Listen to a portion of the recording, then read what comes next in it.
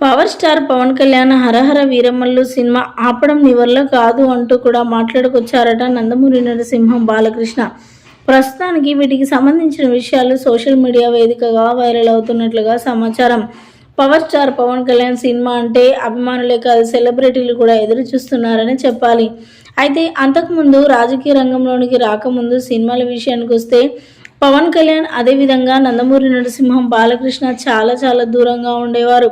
ఎవరి సినిమాలు వాళ్ళు చేసుకోవడం, ఎవరింట్లో వాళ్ళు ఉండడం లాంటివి చేశారు. బాలకృష్ణకి మెగాస్టార్ చిరంజీవికి చాలా అనుబంధం ఉంది, కానీ పవన్ కళ్యాణ్ బాలకృష్ణల మధ్య మాత్రం ఎక్కువగా లేదు.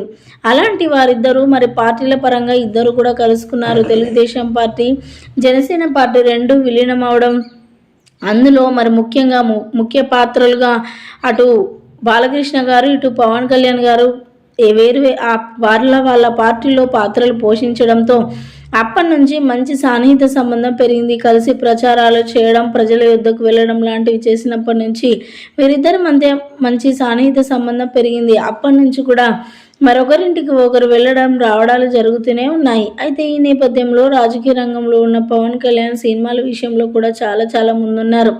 కానీ హరహర వీరమల్లు సినిమా ఇలా పోస్ట్ పోన్ కావడం అందరినీ కూడా ఆవేదనకు వ్యక్తం చేస్తుందని చెప్పాలి. దీని విషయంలో నేను కూడా చాలా సఫర్ అవుతున్నానంటూ మాట్లాడుకొస్తూ ఉన్నారట నందమూరి నరసింహం బాలకృష్ణ.